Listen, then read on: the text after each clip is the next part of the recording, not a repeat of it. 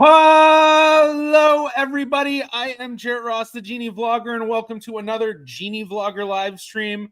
Hope everyone is having a good Friday. Vina Freitag for all. Yeah,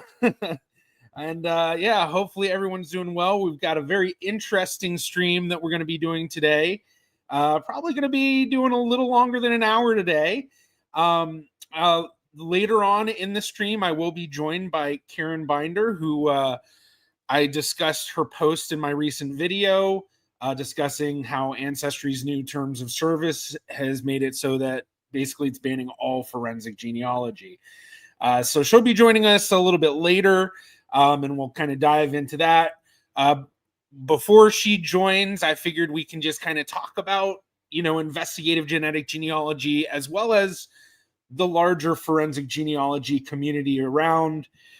Because as I noticed very much by the comments on the video, people still seem to be thinking that this is all about the DNA side of stuff, and it's not even that. It's all of Ancestry, all the records they have, the ability to build family trees on there, all of that. So we're gonna have a lot to go through. First, as my usual, just kind of do a click through of everybody. So hello. I hope all of you are well. Noticing many of the familiar genie heads, I guess I can call you.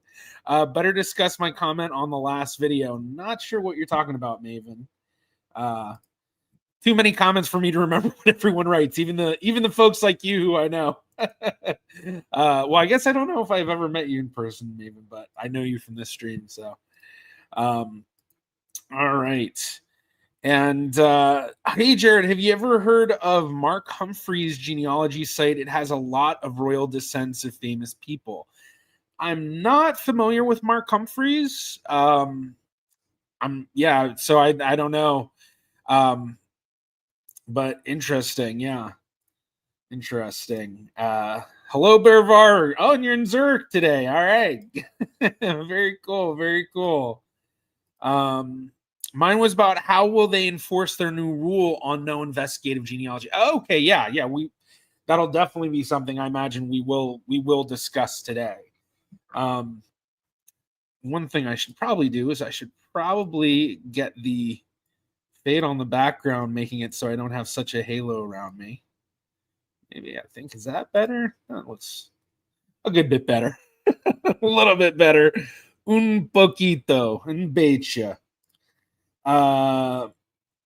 Okay, yeah, so it's just got a bunch of royalty. So, all right, so in talking about forensic genealogy, investigative genetic genealogy is just one part of all of forensic genealogy.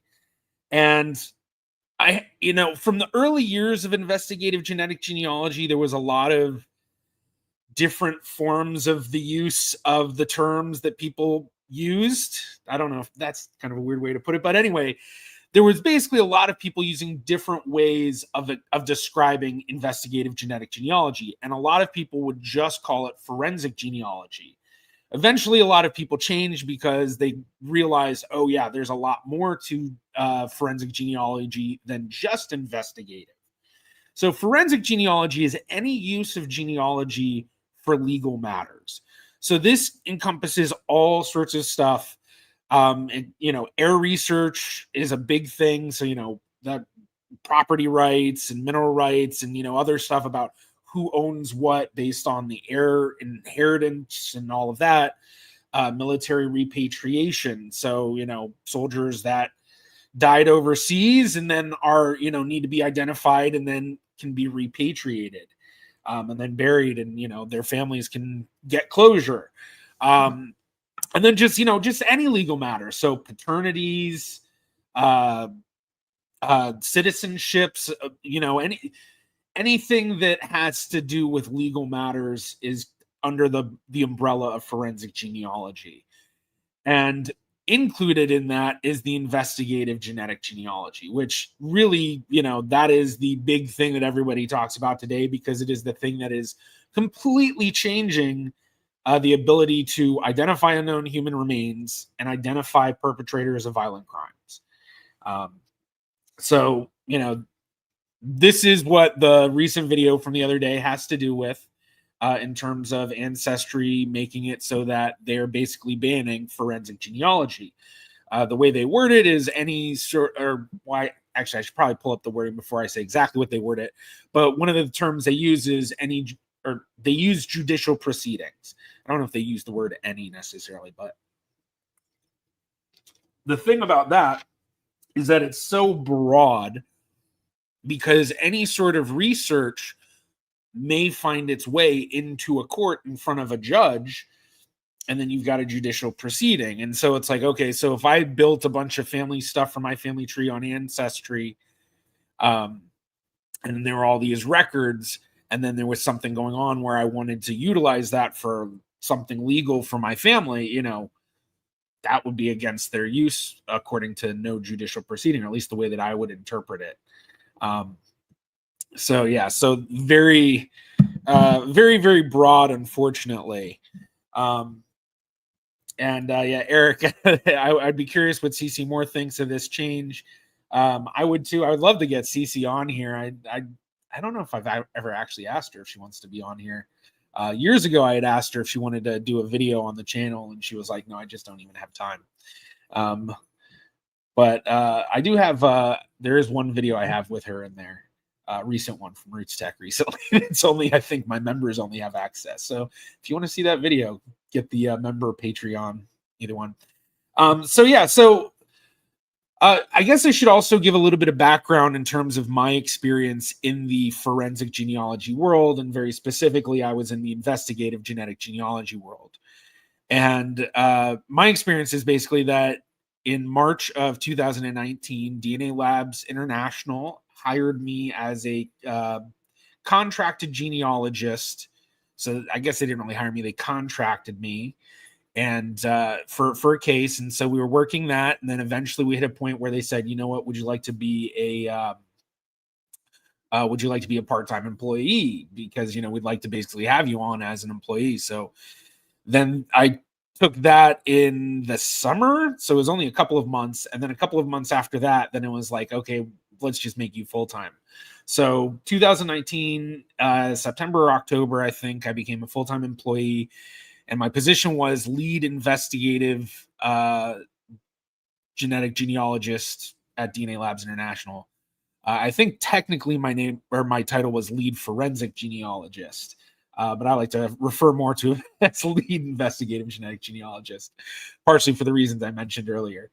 But I worked in that position from 2019 until the end of 2023, I think it was.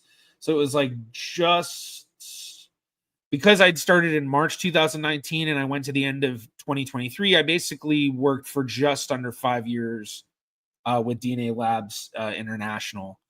And one of the things that was really cool about being at DNA Labs International was it was one of the few places that was in the investigative genetic genealogy field actually working to have, a genetic genealogy part of their business, basically. But they already were a very established lab.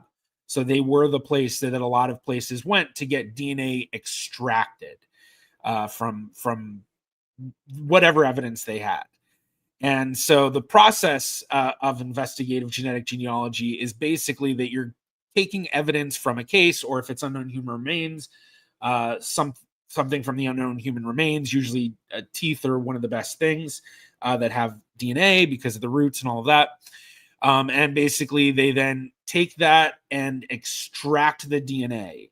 And they have to figure out, before they even try to sequence it for the DNA profiles for genealogy, do we have enough DNA and is it viable enough? And so, with all the DNA side of things, once you get it to that point of, okay, we can get it sequenced, there's only two places it can go in terms of being able to upload the genealogy profile. And that is GEDmatch or Family Tree DNA. And that's one of the things with the recent video that I was throwing me off with a lot of comments is I mentioned investigative genetic genealogy in the video, but so many of the comments were just all about, well, I agree with Ancestry. They shouldn't just let law enforcement have access to DNA. And it's like, they aren't. They never have. You can't even nefariously get into their database because you cannot transfer DNA in. You can't upload it. And the only way to get in is by doing one of their tests, which it would be, as far as I know, impossible to mimic the saliva needed and the DNA and all that to then send into Ancestry and have them create a profile without flagging it. Like, why is this DNA so degraded? Or why is it, so weird, so many weird things going on. So when we're talking about all this stuff with Ancestry today, it really is all about the records and the ability to build family trees on there. And I think for me, my workflow as a genealogist, that's what I find the most useful is working on Ancestry, working through the hints, then taking it further to searching through the Ancestry's database, and then from there taking the research further depending on what's needed. So, especially things like, if I have if I'm working on a family tree and all of a sudden I find Dutch Jewish ancestry, well, yeah, now I'm going to be going on to sites outside of Ancestry, like Archief Amsterdam, the Amsterdam Archives website, or Vivas V or Sinnenarchief, or any of the other ones. I guess the new one that I've really been going on a lot lately, Delpher. But it's just, yeah, it's such a good place to build the trees. And so, like, I'm out of the forensic genealogy game and all of that. But even with the investigative genetic genealogy, the DNA side, once we had the DNA results, utilizing the records and the family trees on Ancestry, I mean, that was, the way. So any programs that you watch about investigative genetic genealogy, I feel like almost every single one I've seen, you usually see something that you can be like, oh yeah, that's definitely from Ancestry. In fact, if you watch that recent Hulu show, Naming the Dead, where they basically, look at all these different Doe cases, especially the ones where they're like in the tent or whatever. I forgot what it's called. But basically it shows them like using Ancestry. So it's like it's been such a big thing in the community, just in terms of the building of stuff. So all right, sorry, just checking stuff. So Cairenn is on her way. Unfortunately, I think she's getting stuck in some traffic right now. So but I did see this $2 sticker, $2 Canadian from Joanne Ned 35. I don't know if it's Joanne Ned or Joanna D 35. Either way, thank you very much for the $2 super sticker. I appreciate that. And you're a new member. Very cool. Thank you for joining, Jen. I appreciate that. You're actually going to get access to a new video soon. So yeah, and then there's also a special place on my Discord for members and Patreon patrons and all that. I do see. Hello, I'm attempting to solve a paternity mystery for someone. It is obvious the father is French Canadian, and endogamy is parent. For example, what Ancestry said was half first cousins. Apparently not. The relationship and shared matches are all over 100 people. I watched Jared's video on endogamy and learned a lot, and I'm now looking at longest blocks, which vary from about 63 out of 400 centimorgans. That's pretty good, to 70 centimorgans out of an 85 centimorgan total. Interesting. Yeah. So, all right. Yeah. Best of luck. Let's see. So I'm also trying to see if obituaries might mention this to help place the man. Sorry. And then, sorry, my question is in pieces. Any advice is appreciated. Yeah, I mean, if you saw my video on endogamy, I think you've got a lot of the good advice of focusing on segments, average size of segments, longest segments. And then, one thing to look into if you're dealing with endogamy, look into the endogamy auto cluster on GEDmatch, which is a tier 1 tool. But hopefully that will help you. And then, okay, let's see. Where was I? All right. I saw Eric's comment. The reason for my DNA comment on the video is the fact that DNA matches are used to see matches and their trees, which often include sources. The DNA match is the gateway to the other source data. Yeah, so basically once we, when we're doing an investigation, once we find the DNA matches are just the first piece. And then from there, building their trees, building the trees of their shared matches, building the trees of just all the matches, seeing where they connect, seeing where there's marriages, and basically figuring it all out, coming down to one specific person. So even when you are doing DNA cases, these, Ancestry is a very useful program because, you don't need to have the DNA matches on Ancestry, although that'd be amazing. But the records on there is where you really can, take it. So Bear Var, can't really see how enforceable it is from Ancestry's side, especially as public user trees show up on Google searches. how can they enforce what shows up in a public domain? Yeah, I mean, I don't know. I mean, that's kind of one of the things that, I always wonder about, because I guess the way that I view it's kind of like in the same sense that, like, if you own a private coffee shop in the United States, or you own a coffee shop, and basically you have like a, bulletin board where people can post up random facts about themselves. If law enforcement can go in and access that, but then the business says, no, you can't come in and access that. I don't know. That's kind of the way that I see it. I don't know what the law necessarily says about that. Like, I think business owners can tell, please get out of my property. And so in the same sense, like, that's kind of the same thing, just digitally. But yeah, I mean, I think, there's a lot of interesting sides to it, because the other part of it too is that a lot of the records Ancestry has are public records. And, a lot of times Ancestry is signing contracts with different archives and whatnot to go in, digitize things. And then part of those contracts may have stipulations on making them available at a certain point or things like that. Which my understanding is that's been, some of the Reclaim the Records litigation against Ancestry, or maybe it wasn't necessarily Ancestry they litigated against, but basically it was, these contracts that archives were signing with Ancestry, and then the records weren't being fully, available. So, there's a lot of questions with it too, but, I mean, in all honesty, a lot of those records that are public, public domain on Ancestry, you can access elsewhere. But yeah, it's definitely enforceable, because I do know for a fact that it has been enforced. But, I can't say anything beyond that, because I promised people to keep that under wraps, but they did allow me to say that, yes, they have enforced this. I don't know how they're choosing to enforce it. I mean, part of their terms of service basically allows them the right to deny any user the access to their website for basically any reason, as long as it doesn't violate the, civil rights of people. So, I don't know how they're doing it. I don't know, if they're, they could be looking at people's profiles and maybe trying to figure out patterns.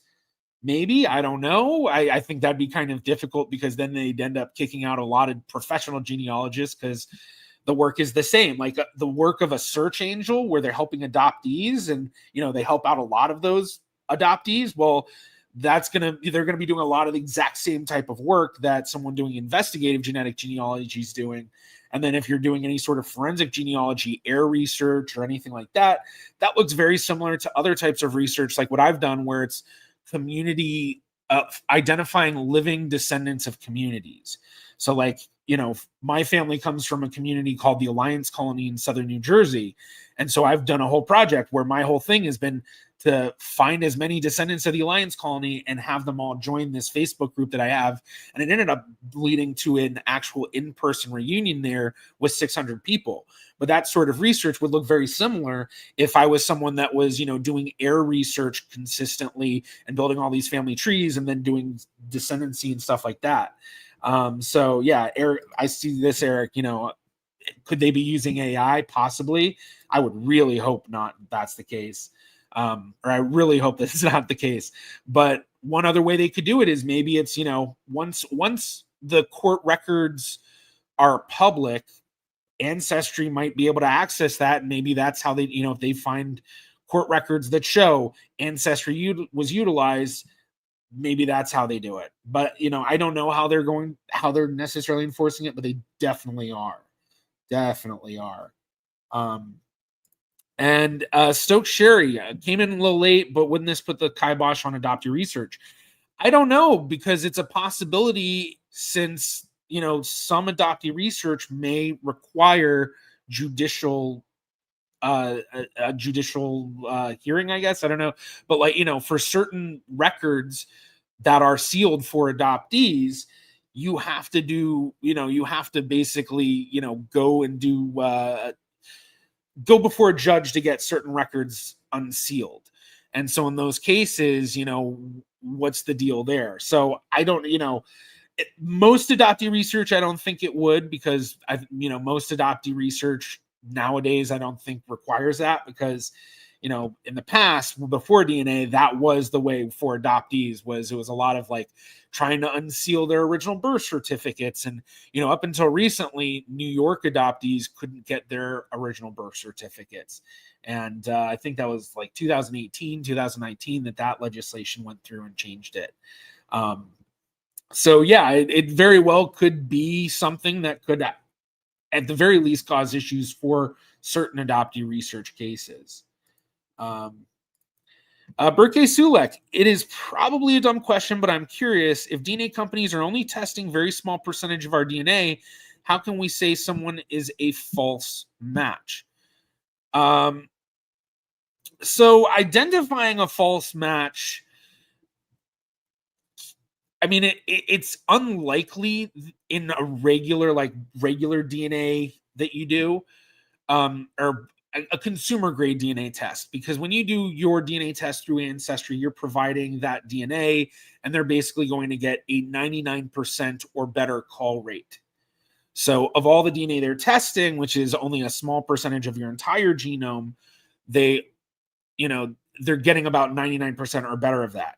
But when they are doing investigative genealogy cases, or if you're doing any sort of, artifact testing, you're lucky if you can get over a 95% call rate, but you can reliably utilize DNA profiles in genealogy cases with like 80% call rates. I mean, when you're getting in the low 80s, it gets really hairy. And then, the lower the call rate, the higher the possibility of a false match. So when we were doing, or when I was doing investigative genetic genealogy with DNA Labs, that was something that our team always had on our mind was, could this possibly be a false positive? And luckily with like GEDmatch's tools, the one-to-one comparisons, you can get really in-depth views of things. And then, family tree DNA does allow you to do some chromosome browser looking, not quite as good as GEDmatch, where it shows half identical and full identical and things like that. But one thing that a lot of investigative genetic genealogists also will look at, that most people are not looking at when they are doing their genetic genealogy, is SNP overlap or SNP density. Basically, how many SNPs are being read within certain segments, because, that can help gauge how reliable we feel a match is in terms of, is it a false positive or a true positive match. But this is also the reason why you have it where it's usually a 6 centimorgan or 7 centimorgan minimum for segments, because with segment data, they're below 6 centimorgans or about below 7 centimorgans. That's when you start to get into the area that you have a higher possibility of false segment data. Maybe I'll try to find that table, because there's a very commonly used study where they looked at that, and they basically have this chart showing 1 centimorgan, 2, 3, 4, and how it kind of goes up. And then once you kind of get to 6 centimorgans, it's like maybe 90%. I'm not saying the exact amount, but I'm going to see if I can find this, if we can. Maybe it might be in Roberta Estes' maybe in her blog. But false positives are certainly a possibility, but in like most non-forensic genealogy stuff, you're not going to really run into that, unless you're looking at single segment matches, which there's a whole argument about how reliable are these low segment or low matches.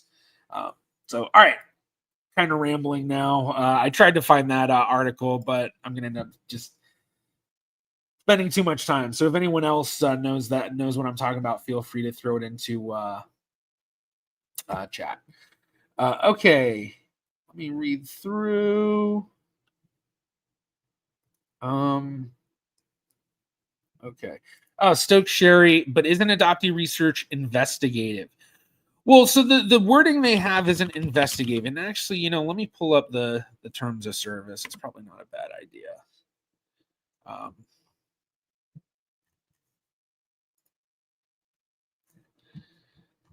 Let's see.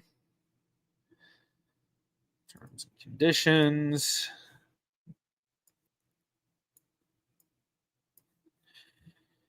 And law enforcement. Okay, there we go.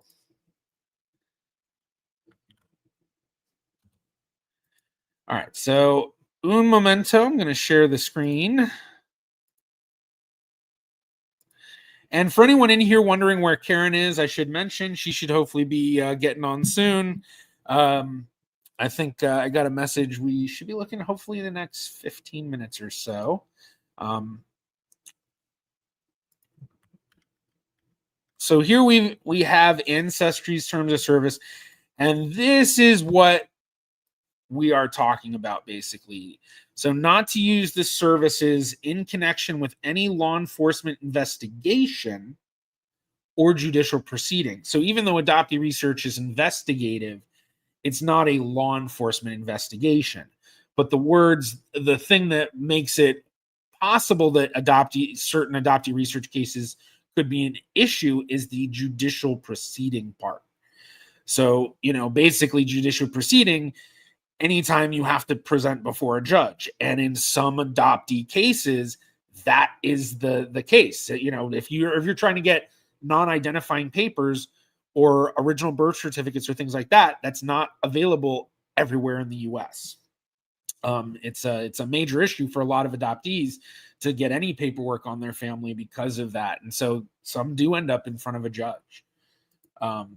It's just a matter of, I guess, how would utilizing ancestry service in that, is it before it goes to the judge? Is it if it's going to a judge? Is it, if a judge was involved at any point, even years ago, okay, the judge was involved, got non-identifying papers. Now we're going to use those non-identifying papers, then start trying to build and find stuff on Ancestry.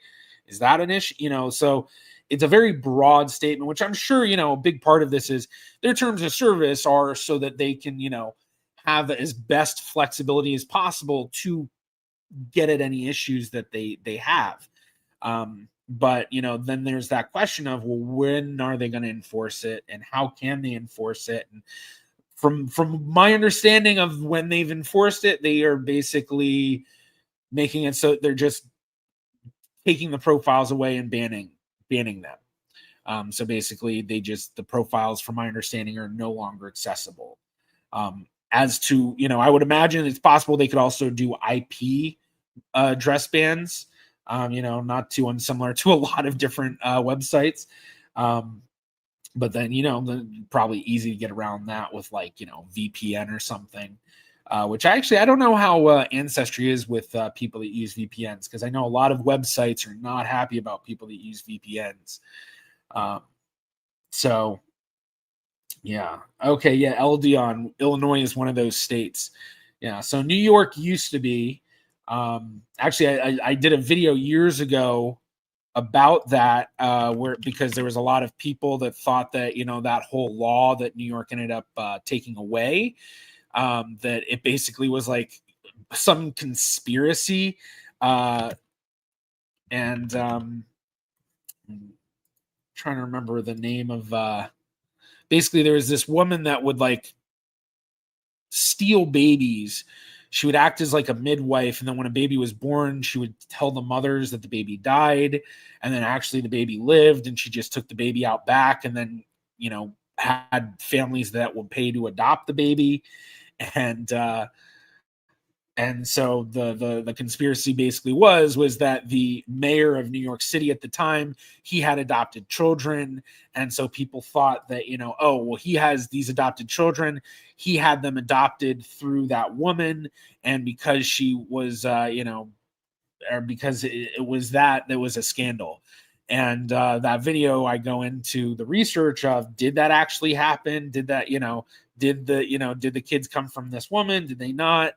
And basically, I don't know if I should give away what my conclusion was, but I thought it was a very, very interesting one. All right, here we go. Finally found it. Finally found it.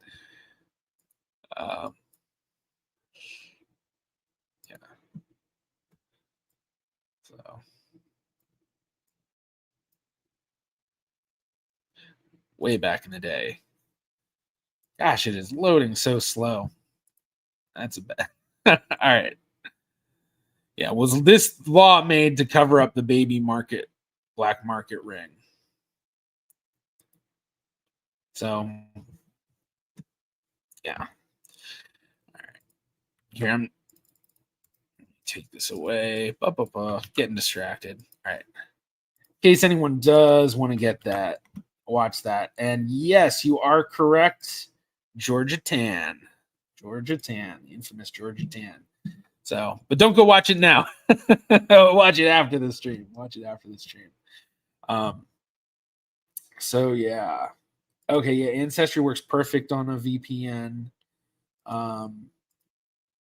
And probably weird things if you're connected to countries like France that already limit Ancestry's DNA and database sets. Yeah, I mean, you probably wouldn't want to do that. But if you're in an area that for some reason, or if you, yeah. So, all right. All right. Getting an update. Cairenn said the crash cleared. She'll be ready shortly and can stay as long as you need. All right, cool. All right. Yeah, I'll keep an eye out for when she hops in. And we'll get into talking about a lot of other interesting stuff. So all right.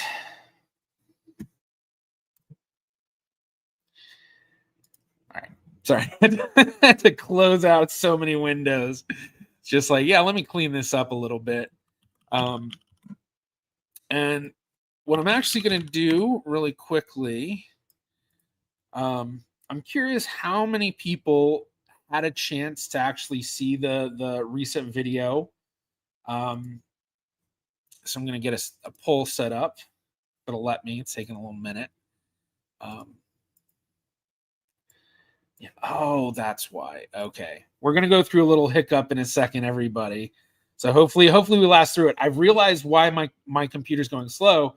For some reason, Wi-Fi is turned on, and it should be on solid connection. So switching over, hopefully it doesn't hiccup too badly. All right. Much better. Much better. So, all right. Let me check back. I saw some people asking questions I might have missed, which I should mention if I am missing any questions for anyone. I can't guarantee I'll see everything in the chat, but if you do super stickers and or super chats, I can see those. So I do guarantee I'll answer those. Plus, I really appreciate it because it helps support the channel and allows me to keep doing this and keeping everyone informed. JC Music Man, IgG is an important topic. I assume the companies are saying IgG, not the sole basis of determining a court case. Other evidence is needed. Yeah, I mean, other evidence is always needed. Investigative genetic genealogy is just considered an investigative lead. And with investigative leads, it's, something that the law enforcement then needs to do further investigation before they can reach the point of taking the further steps of getting a warrant for whatever they need. So yeah, very, very important. And Paul, I saw here's the table about false positive. Not sure if you're sending a link or not. I'm gonna keep an eye out for that. While I do, I'm gonna get this poll set up real quickly.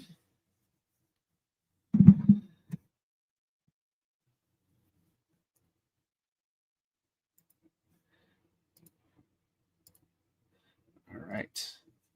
So, have you seen the newest video about Ancestry's terms of service? Here we go. All right. So, yeah, if you haven't watched it, definitely check it out. Eric, couldn't law enforcement just get a warrant for ancestry data like they do for other social media sites? So it wouldn't be a warrant. They can issue a subpoena, I think it is. Why am I kind of blanking on it. And in fact, a lot of the sites have a guide for law enforcement, which includes Ancestry. So I'm going to share that screen.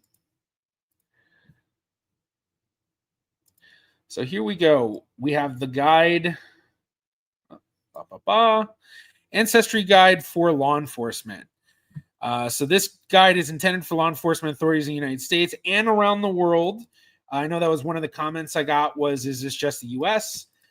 Seeking information relating to the accounts or users of our Ancestry family of companies. Additional information is available in applicable terms and conditions and privacy statements available on our websites. Services we offer: Ancestry.com and international sites. So ancestry.co.uk, .au, .ca, and then I know that I'm pretty sure they have other ones too. I'm pretty sure there's a South African one I've seen, but I could be wrong, maybe. But allow members to create family trees, view historical records, and find and communicate with relatives online. Archives.com is a service that provides access to billions of digitized public records and images for genealogical research. Ancestry DNA information available, so these are the services that they're basically describing. Services we offer. Information available on Ancestry. We collect user information in accordance with the applicable terms and conditions and privacy statements. Requests for Ancestry user information. Ancestry does not voluntarily cooperate with law enforcement.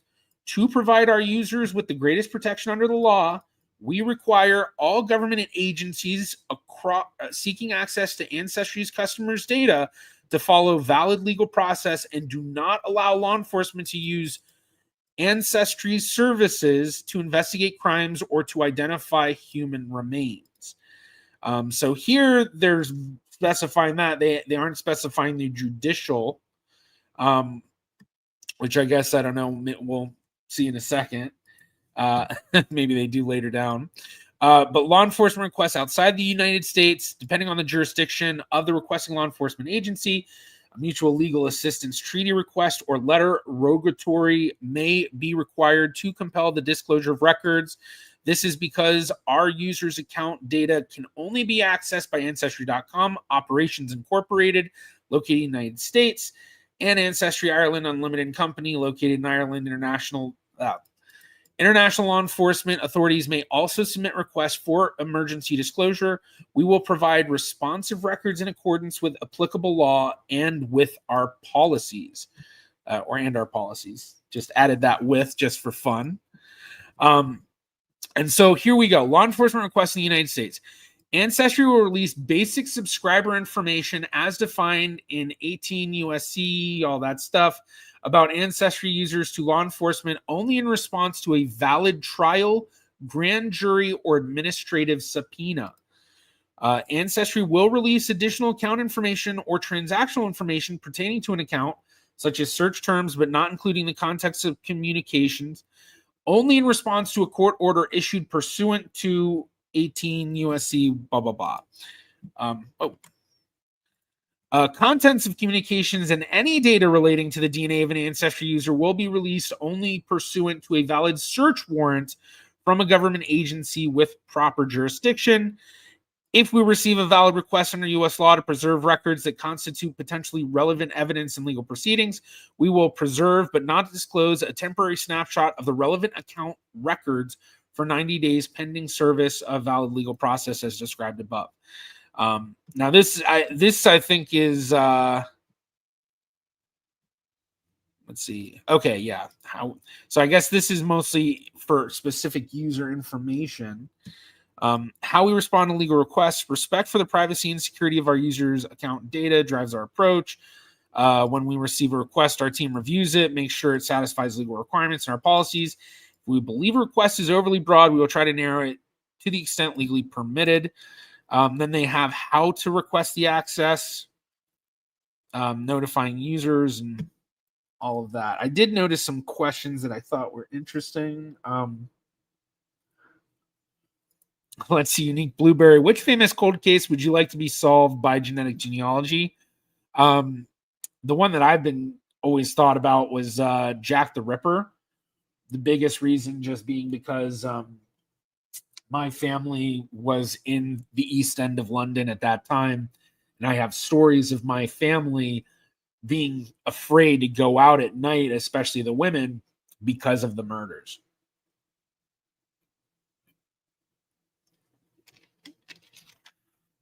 Which one of my cousins would always joke, not sure what they were afraid of if they were only murdering prostitutes. What's that say about our family? So, although I meant, at that time, I meant, you're going to be scared, but yeah, that'd be the one. Okay, yeah, that is only for user accounts, like who people are messaging and what they're saying. It doesn't say anything about their source records. Yeah, that's kind of what I noticed. But the other thing that they should have, I'm trying to remember what it's called. They usually have a page that basically shows requests that were sent and then what happened with it. And I thought they had that. Maybe it's 23andMe.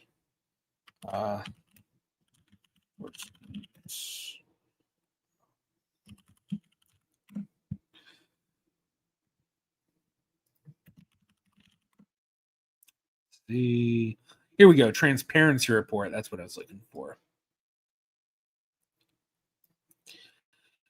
So transparency report shows everything that they've sent. Now I don't, I imagine this has to do with the requests on users specifically. But no. All right. So let's change that up. I see we've got Cairenn with us. So I'm going to get this set up. It will let me. There we go. Hello, Cairenn. Hello. I'm so sorry. It's okay. I'm glad you made it. For my 2-hour drive home from work. That's never, ever happened in the history of the world. But, today on the day of a live stream, it does make sense that I would encounter the world's worst crash on the Tappan Zee Bridge. No problem. And, being on a bridge, you can't get in, can't get across, can't get out. Yeah. Was fun. But I'm thanks for, doing what you do until I got here. Yeah, no problem. This is my Friday every Friday. So. Nice. Yeah. I mean, I figure, I was personally freaking out. I was like, what will Jarrett do without me? But it looks like you did just fine. You did just fine. Awesome. Yeah. So thank you for joining. Obviously, big topic we're talking about today. Yeah. I guess before we kind of dive further, if you want to just kind of introduce yourself to everyone. Absolutely. So I'll first just say, disclaimer, I'm here as my own person today. I'm not representing any of the companies that I work for. I got off work 2 hours ago. So I'm here just as myself today. I'm an investigative genetic genealogist, IgG practitioner, and educator. I work at Ramapo College of New Jersey, where I'm the assistant director of the IgG Center and also the director of the IgG certificate program. I also have my own small business, Coast to Coast Genetic Genealogy Services. We do IgG casework, but more frequently we do things like that would more go under like forensic genealogy or genetic genealogy. We help with unknown parentage cases, adoptions, and then also sometimes like heir searching type stuff. So I wear a lot of different hats. I've worked for, before that, I think, I was at DNA Doe Project. I worked there for 5 years, and I've done casework consulting from time to time as well. So worked on a lot of unidentified human remains cases, a lot of violent crime cases. And of course, as you know, I'm disappointed with the recent changes to Ancestry's terms of service because of all of that. Yeah. I think it's something that everybody in the field is feeling, because it really is such a useful tool. And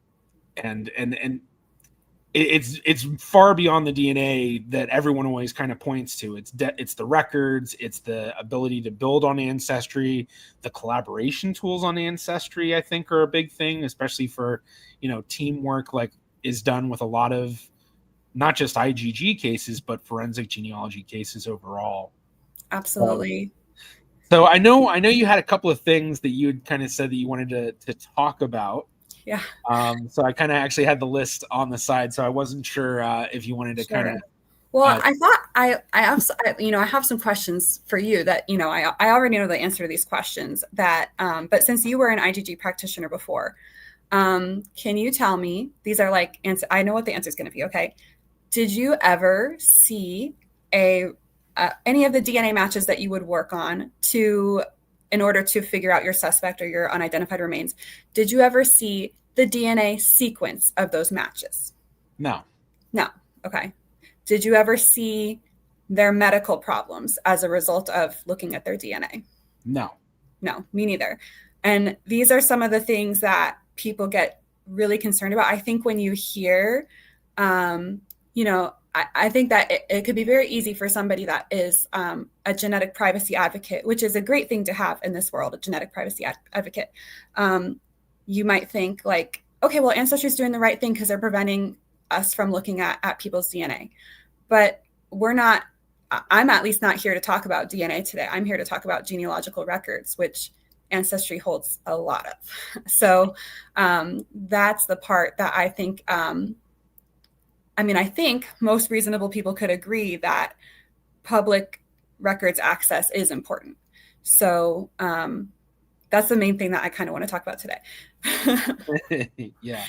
But I don't remember what I wrote down. What did I say that I wanted to talk about? Okay, so I can go through. So the first one that you wanted to talk about was Ancestry's podcast about unknown human remains identifications. Yeah. So a couple of days after, I had made a post on my personal LinkedIn, my personal Facebook page, and about the Ancestry Terms of Service, which you had posted about in your last video. And someone a few days after that sent me a link to a podcast, which is sponsored by Ancestry, which has to do with identifying unknown cremains. They are actually, so from what I understand, I have not listened to the podcast myself, but from those that have listened to it, it's about identifying unclaimed remains from a hospital where people had been cremated and then their remains were stored there. And so they're using Ancestry tools to track down their descendants to give them the cremains. Yeah. So I felt like this is really sort of walking the line of, we want to use it for unidentified human remains and cannot. But then this podcast is kind of promoting, I get that it's unclaimed versus unidentified, but it's really like a human remains investigation. So I feel like it's a very nitpicky difference in it. Right. It surprised me that podcast just came out, days after I had been talking publicly about, I know it was, 2 months after they actually changed their terms of service, but clearly that podcast was in production during that time period. And it was like just another hard pill to swallow to be like, okay, so we have this podcast about doing human remains investigations, finding descendants, performing descendancy research for these human remains. And yet we're trying to work on, my primary work as an IgG practitioner has been for unidentified John and Jane Does. And so we're really just trying to take these human remains and restore these individuals to their families and give their families answers. These are missing people who are beloved and missed by their families. And I don't see why one is okay and the other one is not, just because one of them is, a truly unknown individual while the other is unclaimed individual. To me, I know that I'm a little bit biased. I'm so passionate about this, but to me, why are we drawing the difference between those? Yeah. And from my viewpoint, I would think that the unidentified human remains would be even more important, because if someone, presumably the cremated remains, they already know this person's deceased. Right. With the unidentified, a lot of times these are the families where they, I just haven't heard from them in years, or I don't, I think Absolutely. out of all of the cases I ever worked, there was only one where the family already knew, and it was because they saw him being swept away to sea. Mm-hmm. And it was just that, his remains were found years later on a beach. So, but all the other cases we worked, just like I imagine for you, it was closure for the family to, okay, this is what happened. Exactly. I mean, they go years, decades sometimes without knowing what happened to their loved one. And without investigative genetic genealogy, they would really never, ever get those answers. People are so into missing persons cases. There's tons of TV shows about them, unsolved mysteries, disappeared. There's lots and lots of podcasts about these as well. And I think people would think about John and Jane Doe's a lot more if they realize, like, John and Jane Doe's are the flip side of that. Like, they are the answers to these missing persons cases. And so it's critical to resolve those cases while their family members are still alive and can get the answers on what happened to them. Yeah. So going to the next thing that you had sent me. I'm like, what did I I don't have any memory of this. I know if I was stuck in traffic like that, I'd be like, out of it. So the potential reasons for why did they do that? Oh my gosh. I've had so many people, as much as you see like on my public posts, how many people have commented on them, or like if people share it and then there's comments on those, I've seen a lot of the things that people like publicly say, but privately, a lot of people have messaged me to like speculate about why this could happen. And I've also had discussions with, my classes, and there's tons of people that have different perspectives on why this terms of service change, why now. And so I'm curious what I don't know if you talked about it before I came in, but do you have any opinion on the why behind this terms of service change? I mean, I think part of it very well could just be that, with everything that has gone on with investigative genetic genealogy and just kind of, we've seen other companies taking different steps, like MyHeritage stopping transfers. I think it could just be kind of along those same lines of somebody somewhere in Ancestry or BlackRock, the company that owns them, basically said, I don't like the access that this is giving, and I want to ban it. I think there certainly are a lot of other things, because I've seen a lot of the comments too as well. I looked at a lot of the posts from your posts on LinkedIn and Facebook, and I kind of saw a lot of the same stuff too. That was like, okay, that's kind of an interesting thing as well. Just kind of like dealing with different lawsuits, I guess, that have gone on. And I guess one thing that I have heard, I don't know how true this is, but that there might be a potential sale. Yeah, that's the rumor. There was at least one article that like mentioned this being the rumor. Yeah.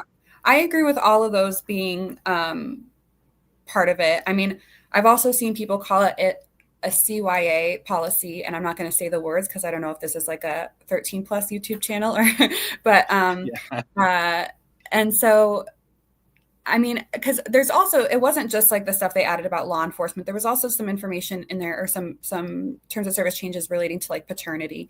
And I know that I've had at least one case where it was a genetic genealogy case, and a person actually used their ancestry results in the court of law to help subpoena a DNA test result, or compel a DNA test result for the person they believe to be their true biological parent.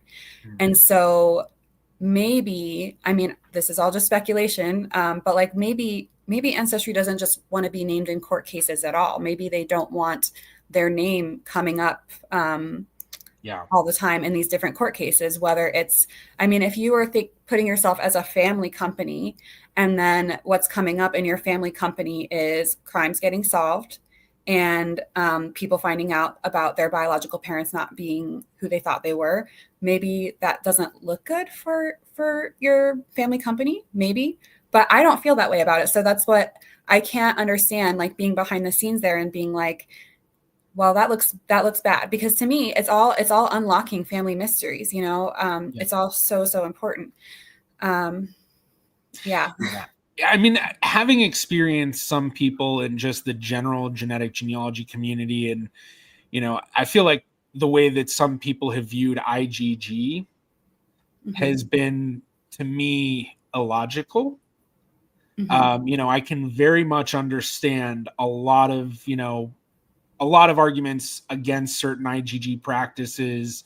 The issues of privacy. I think there are certainly valid things a lot of people say, but then there definitely feels like there's a contingency that's kind of just, they just hate it, a point that doesn't make sense, to a detriment to everybody in a sense.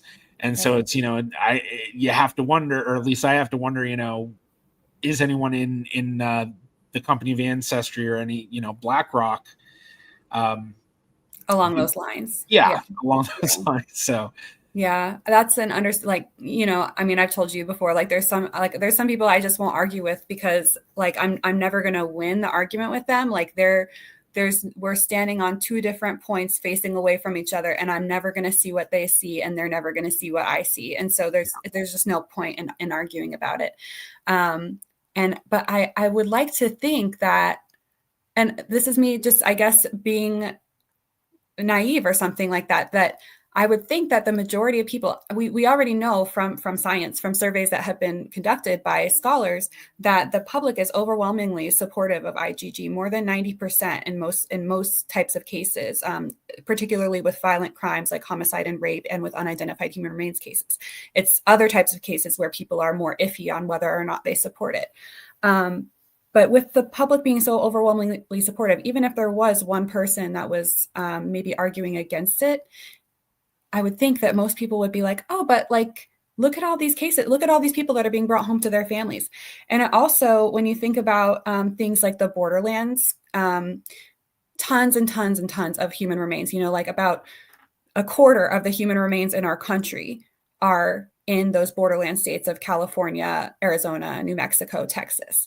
And that is a crisis. And Ancestry would have the power, just even taking DNA completely out of the picture, sharing the records and their user interface, that gives people the power to solve those cases. You can also think about Indigenous remains, the Canadian problem with the Native Americans, not Native, they say Indigenous schools in Canada that have those big burial grounds. What about those people? What about identifying them? Another genealogist I really respect, who does the Mother and Baby Homes Project in Ireland. How about those folks? Yes. I wasn't sure if I could say his name, but I always want to give every genealogist a shout out for the amazing work they do. Yeah. And like, is the work, I feel like that's another one, like, is the work Daniel's doing, is that okay with Ancestry? Because he is doing, I guess you wouldn't say investigations, but certainly like human remains research.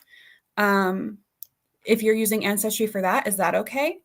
So it's so like, I don't know where exactly the line is. I wish that the terms of service, I mean, if they're going to keep it that way and really like not let some people use it, I would love it to be super, super specific. Like, because right now, I would have thought human remains with no judicial proceeding, like human remains identifications that don't have any law enforcement nexus, I would think that would be okay. But I've heard that the word on the street is that Ancestry has said that it's not okay. But I will say that's hearsay. So yeah, it's not officially written down anywhere that I've seen.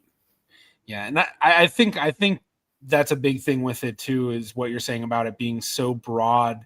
And like judicial proceedings, that was one thing I was talking about beforehand, was, well, in what point, like, do we know that it's going to go to judicial proceedings? Is it any case where a judicial proceeding happened and then we're doing research from it? So like an adoptee that needs to go before a judge so they can get their non-identifying papers, is that going to be something that now they cannot use those non-identifying papers to utilize Ancestry services because it was from a judicial proceeding? Or, so it's like, well, where in the process of everything is it? And it just, I definitely can understand from a legal standpoint, just the, make it as broad as they want, and then they can, go after whatever they need, and, hope that it's more of a, more bark than bite sort of terms of service statement. But, it does leave a lot of people in the lurch of, well, maybe there are certain cases that Ancestry would be like, oh yeah, totally fine to use our service. We'd love that. But they're like too scared because, well, what's going to happen? Because I don't know if that's, okay. Right. Yeah. And then like unidentified soldier remain, like things that definitely don't have any kind of law enforcement investigation along with them, but they're unknown soldier. That's another one that I know people have been using Ancestry for that for a long time. Heir and probate. I mean, Ancestry has its own heir and probate research services. So that's another one where I'm like, doesn't that fall under their own terms of service being not allowed? Because heir and probate research that's part of a judicial proceeding. And then the other thing is, like, some people will argue that it already said judicial proceeding in there. But I have to say, like, I don't have it exactly. I don't have the two windows in front of me with the old terms of service, the new terms of service. But it used to be in a different area that under DNA services, there was some stuff that wasn't allowed. And so as long as you were not using the DNA services for those things, but now it's under general, like if you use the site.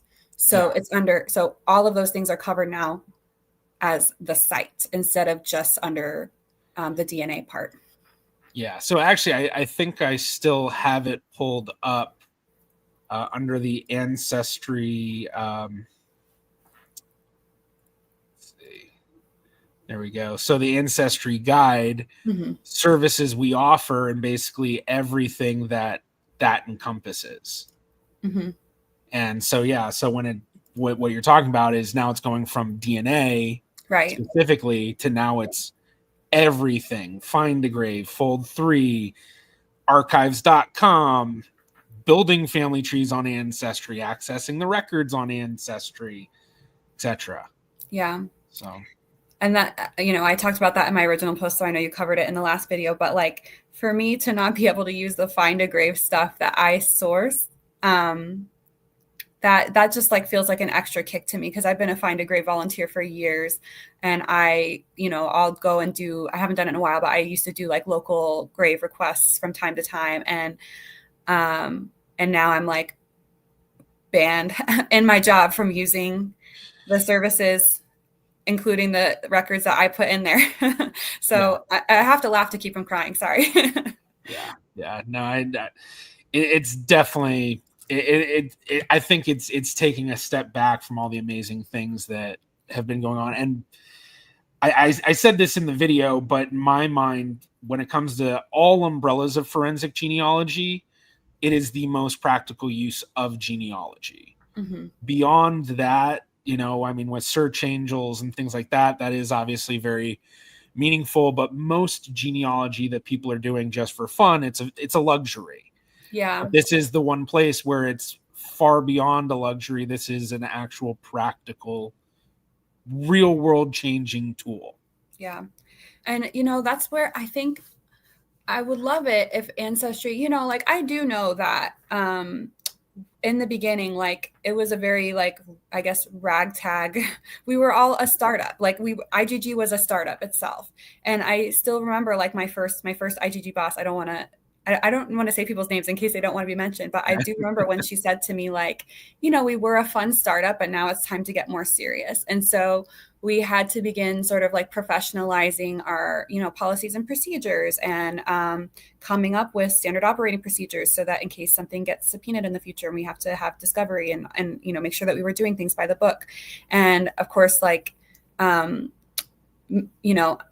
know for certain that many people have gone the extra mile that maybe they shouldn't have gone for their cases before.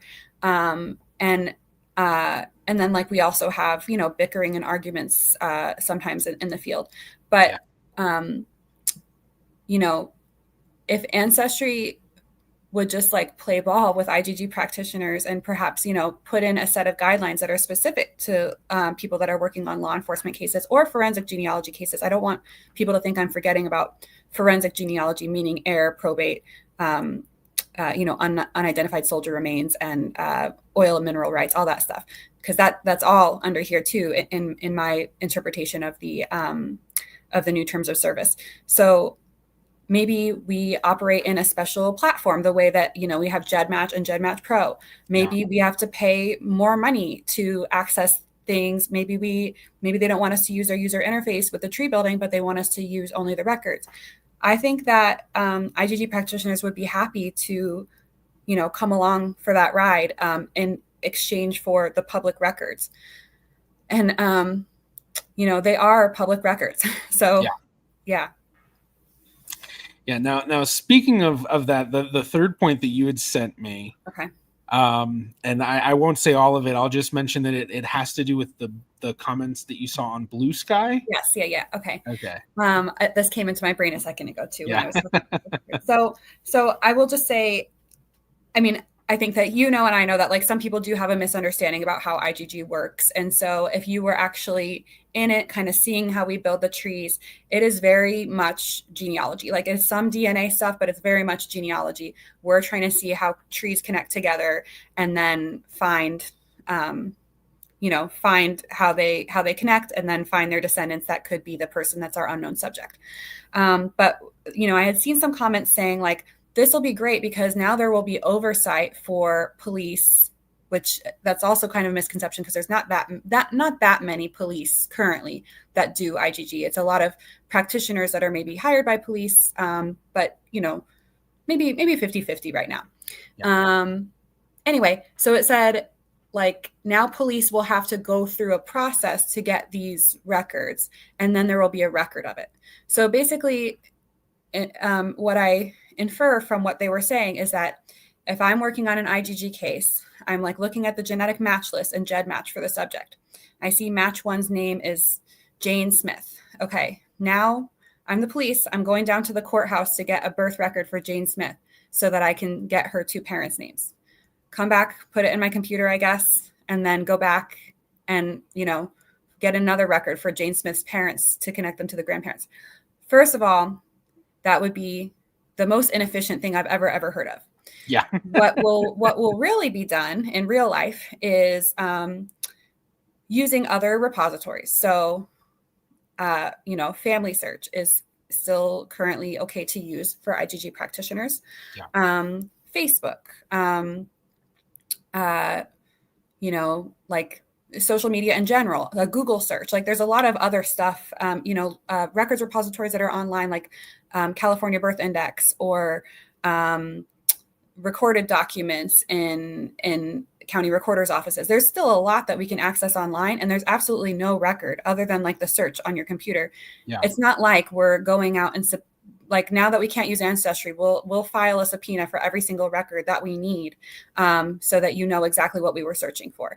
It's just going to be, all it is that it's just going to become more inefficient because we're using all of these different repositories to find things that we used to be able to just use Ancestry for. So yeah. I don't think if people do wish, like this will be great because it'll make it more, now we'll know exactly what law enforcement's doing.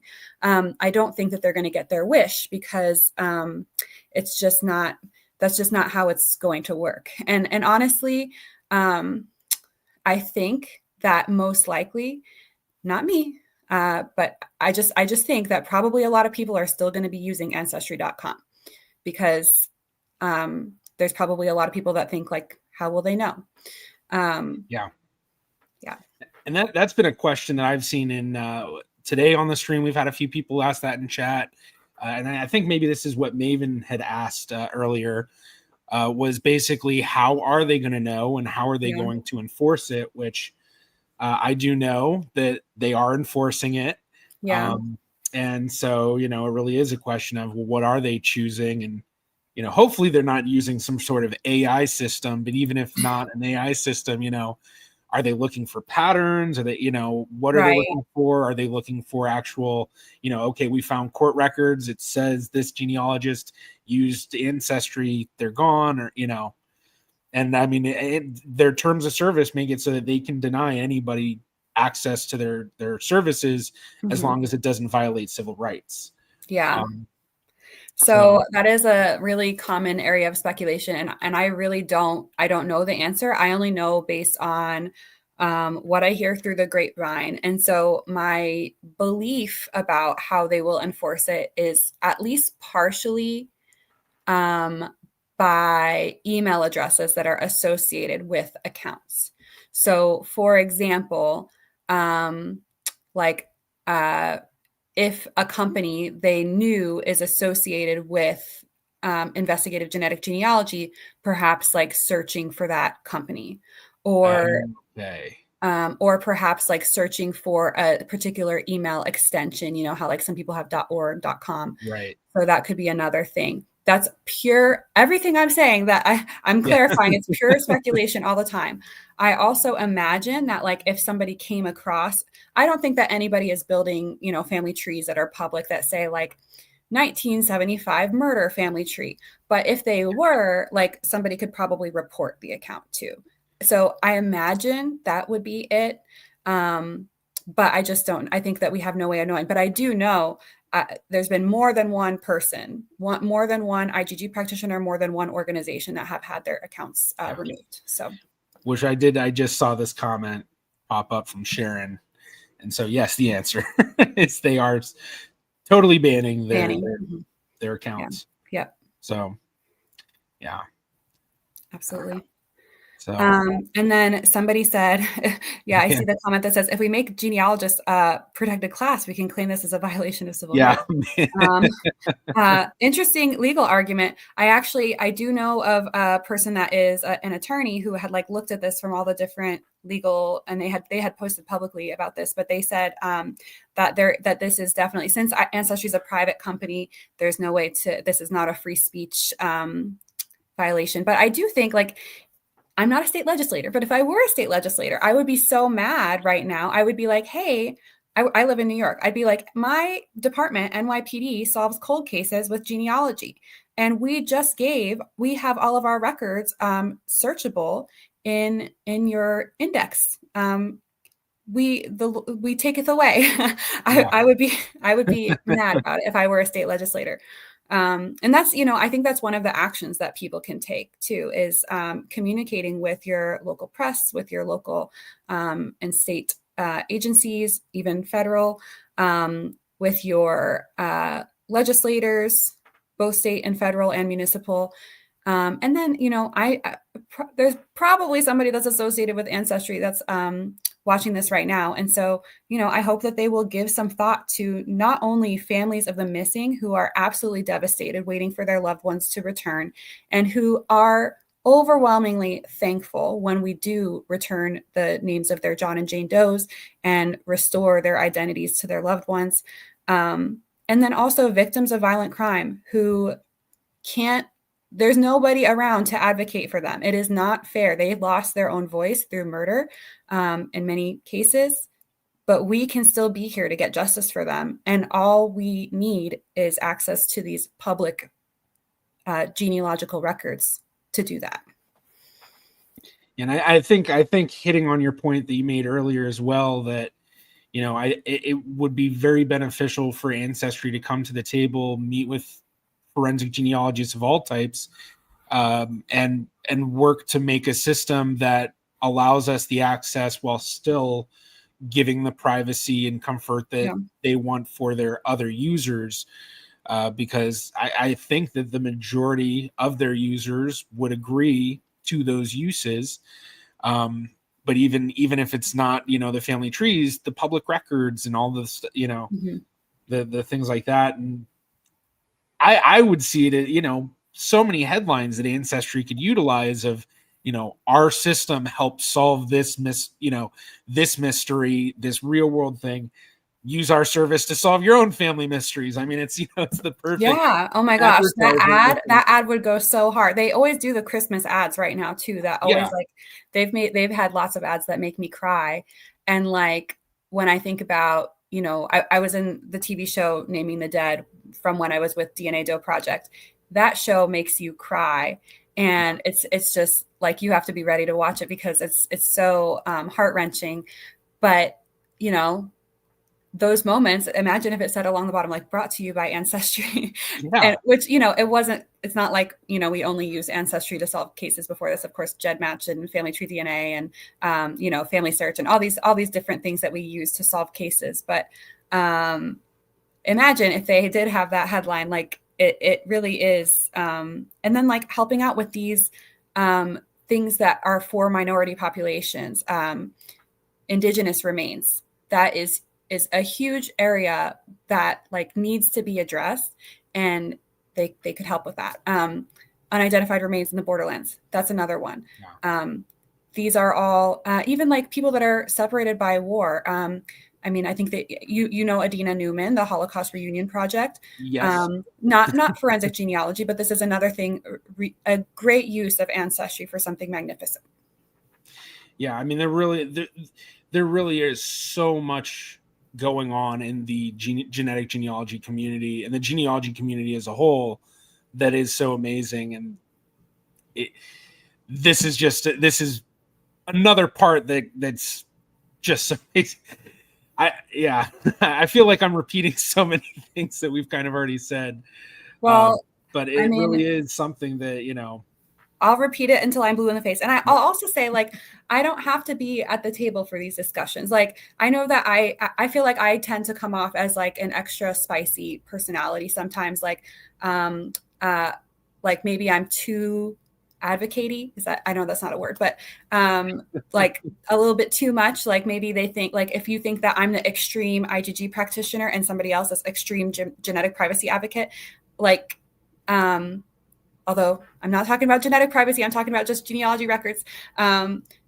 Maybe somebody that's more in the middle to have that discussion to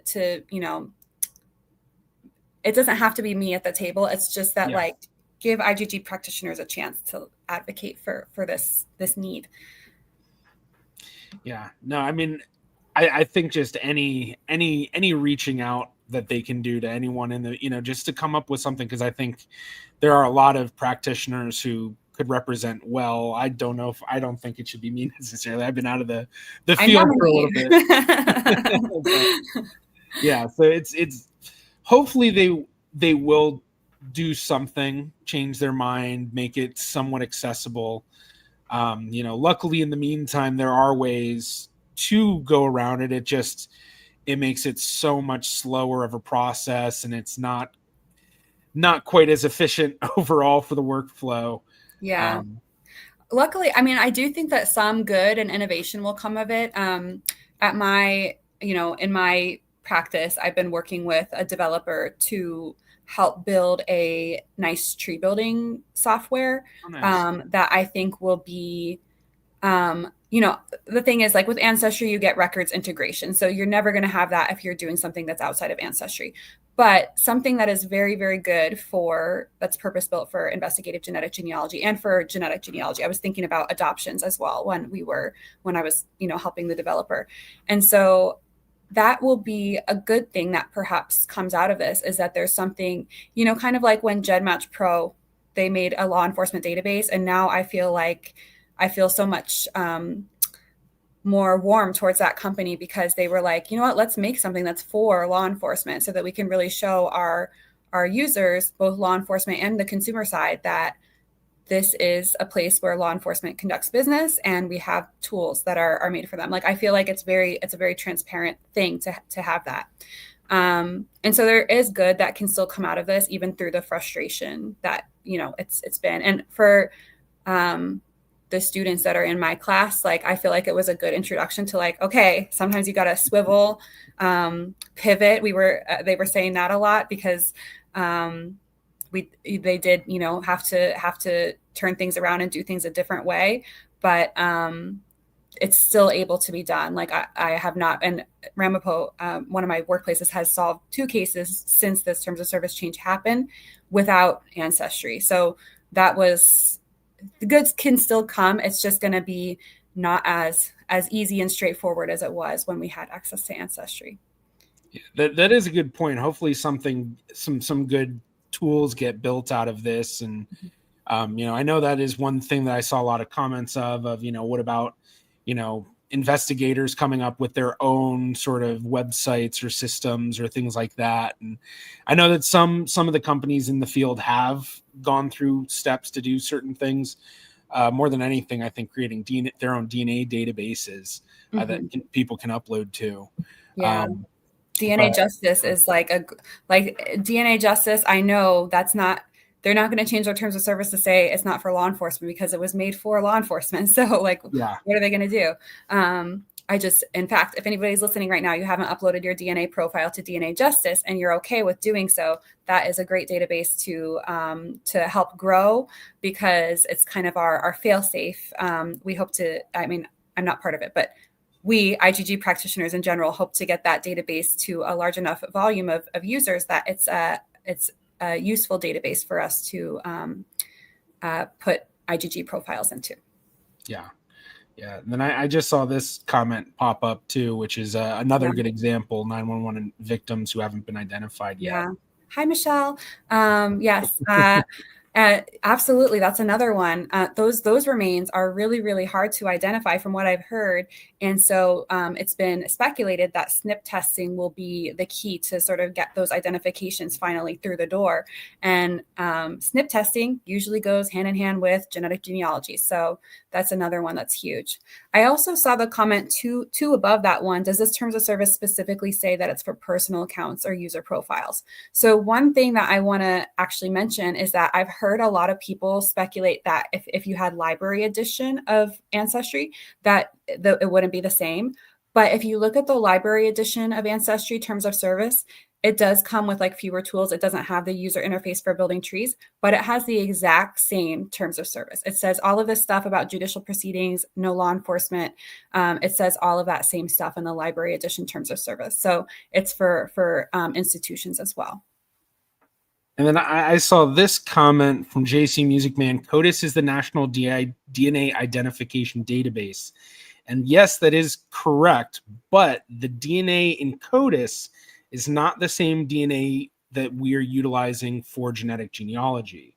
So DNA in CoDIS is what's known as autosomal STR, short tandem repeats.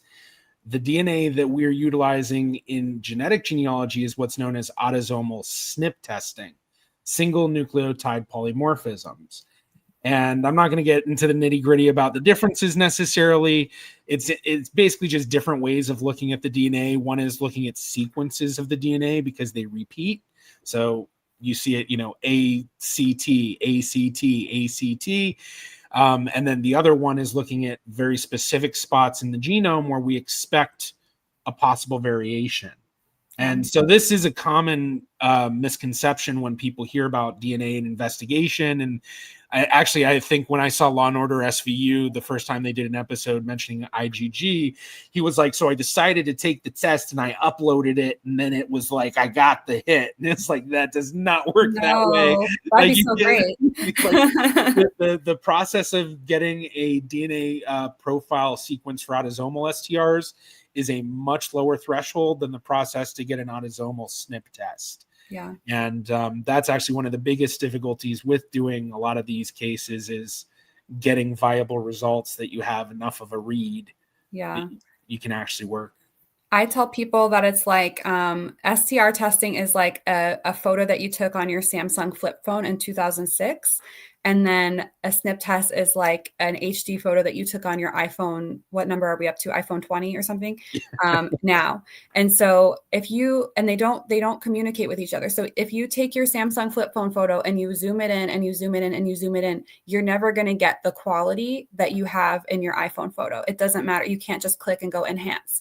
So STR tests can't be converted into a SNP test and kind of vice versa, although it would work a little bit better if you were doing the other way around. So,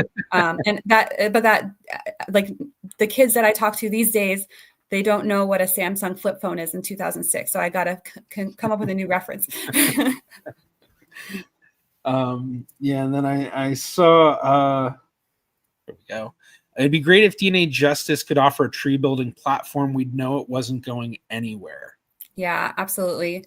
I do think, I know that there's more than one person in the world right now working on tree building for IgG practitioners because diagram software is just like not robust enough. So I'm hoping that something will be out there really, really soon that will be helpful for IgG practitioners. But and then when it is, if it's purpose built, then like you said, Sharon, it won't be going anywhere. And hi, Sharon. I think a couple people got it was put in like some chat spaces that I'm in. So I'm Okay.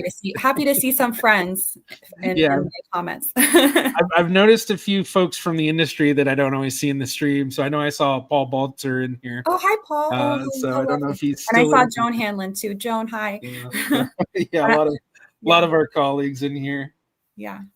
So yeah. Oh my gosh, hi. That's cool. I also love this platform that I don't know, I've never seen this kind of thing where you can make the comment big, and then that's really neat. Oh yeah. I love having the ability to put this up and really interact with everyone. And I wanted to do a live stream that really felt like people were talking to me. And so most of my streams, I'm helping people. They ask questions and stuff like that, and so I give advice. And that's some streams get kind of crazy, so that's why I have that thing above me that's like, ask a question in chat. But super stickers, I guarantee I'll answer those. Oh my gosh, love that. That. Oh my gosh, it's like video game streamers. I get it. Exactly. I get it now. So I'm trying to appeal to the younger audience that genealogy doesn't always get. Nice. I love that. And we need those Gen Z and Gen Alpha genealogists to come in here. So I love that. And our millennial colleagues. Yeah, our millennials. And everybody else above us too. But it's just I love genealogy is for everybody. It's not for any one person. It's for everybody. And so that's another thing. Come on, Ancestry. It's for everybody, including IGG practitioners. Exactly. All right, well, I'm going to take that off the screen, and there we go. So I guess we'll kind of see if anyone has any last minute questions. I don't know if you had anything else you wanted to mention, Cairenn. Sure. No, I think we covered it. We got my bullet points that I sent you. Yeah, it's been, I'll just say it has been like a very busy couple of weeks, kind of adapting, more than a couple of weeks now, but it's been since, my students began their casework phase. I'm like in it 24/7 lately, but I feel like some good things are going to come out of this, whether it's new tree building software, whether it's improved relationships between IGG practitioners. Everything happens for a reason. And so for all the IGG baddies out there, just take this one in stride. We will have our day. It will be okay. And so it's just another IGG practitioners know that this is what the work looks like. It is super hard. We're always responding to stuff like this. You covered it very well in your video that you did when you left the IGG field. This is just like the kind of stuff that happens, and we've got to work through it, but there is good that can come out of it, and there's families waiting for us to help. So we don't have any choice but to keep pressing on. Awesome. Well, thank you so much for joining again today and going through all of it. I'm so sorry for being late. I'm never late. It never has happened, but traffic. It happened, and it was funny too, because after you had messaged me, then I started getting all the basic stuff set up, and it kept saying camera's not working. And I restarted my browser. And I was like, no way. I'm going to end up not even being able to make my own stream. Lightning struck, and yeah. So let's see. I do see a couple of questions coming in. Yeah. Lightning's question isn't really for us. It's kind of more of a YouTube thing. I don't know what happens if I try to answer it. Let's see. That's a great question. Here we go. Do you think a max exodus of paying IGG practitioners will make a difference with Ancestry? I don't know. I have thought about this because, just in my own network, that's at least 200 accounts that have been recently canceled. I mean, not because Ancestry canceled them, but people that, knowing that they can't use Ancestry for IGG, will cancel their subscriptions. Yeah. And then when you expand that out to forensic genealogy, then that's hundreds more. So, but and those are some hardcore genealogists that are paying usually, when I get Ancestry, I'm paying for the top tier World Explorer edition with the add-ons like Ancestry Pro Tools for DNA. And so, and that's a lot of people. but they have so many subscribers. I'm really not sure if it'll be a drop in the bucket to them. I guess I would have to know how much it impacts them, but I'm not sure. Yeah. It's definitely an interesting question because it's only a small percentage of the entire user base for Ancestry that does IgG or even broader forensic genealogy. But it is kind of interesting thinking about some of the things that Ancestry has done recently to seemingly increase their bottom line, with Pro Tools being a secondary add-on. And then what is it? Ancestry 1890? Is that what it's called? Do you know what I'm talking about? Yeah, the like special club. I thought that was so funny because at like the horse racing events that I go to in like the summer, they have like, 1876 club or whatever they Yeah. have. And so I was like, oh, we're having a fancy country club edition of Ancestry. How funny. Yeah. Yeah, I'm just not sure. Like, you would have to know what the bottom line is. But I Yeah. personally, I have no hope that the dollars will make a difference. I do for my own self. Like, I canceled my stuff because I want to send a message. That's the only way to do it. But I'm not sure. They have a lot of subscribers. I mean, look at Roots Tech. It's like Ancestry galore. Yeah. Big booth. Yeah. And then I imagine too, there may be some practitioners where, they're still going to keep using it for their own private work. Or, Yeah, so, absolutely. Yeah. So, and I think this is a good point from JC Music Man. IgG is definitely still new to the world with much value and benefits. And it's, I mean, the first serious case solved 2017, I think. I know when you get into the history of it with, who was the first in the first case, it gets a little and like, I guess we have to look at before, like, why STRs plus genealogy was different. And that happened before those like 2017, 2018 cases. But then, like, when we talk SNP testing plus IgG, that's when you get like the trifecta of like Golden State Killer, Buckskin Girl, April Tinsley's murderer. Those are those three happen in rapid succession in like April and then July of 2018. So new, still just like writing the rule book right now.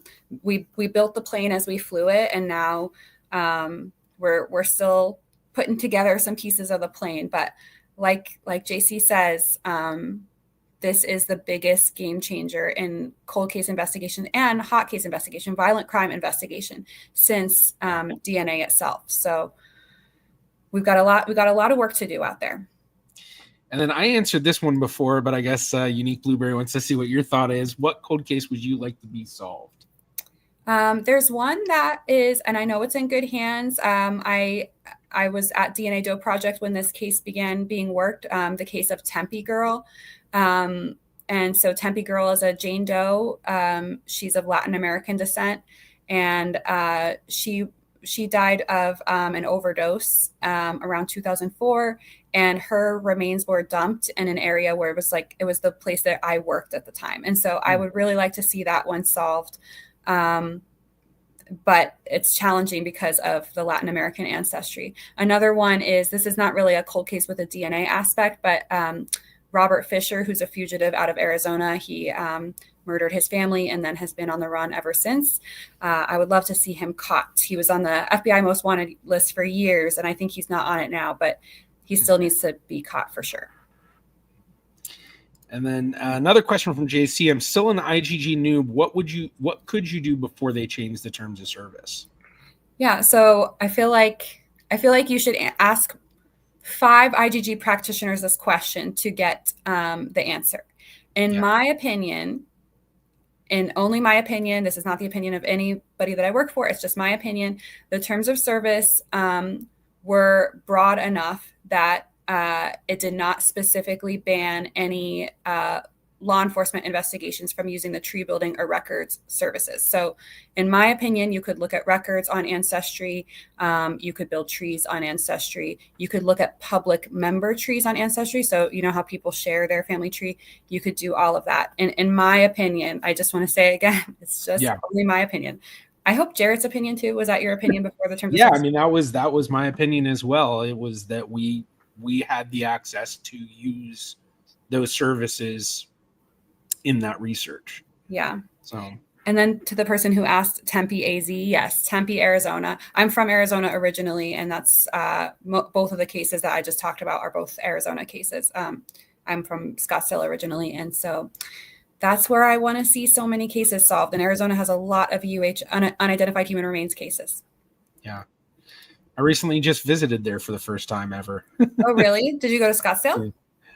So I went to Scottsdale. I was actually there to meet up with Max Miller from Tasting History with Max Miller. Fantastic. Yeah. To present his family everything I had found on them, which I have a video coming out in December, and Max has a video on genealogy coming out. How cool. And yeah, so I was there and I stayed at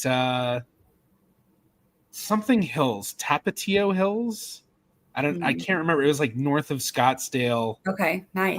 Yeah. It was like some resort or something. But I went around. I was in Scottsdale. I went down to Tempe to check out like the university and stuff, and then got to drive on the crazy highways that.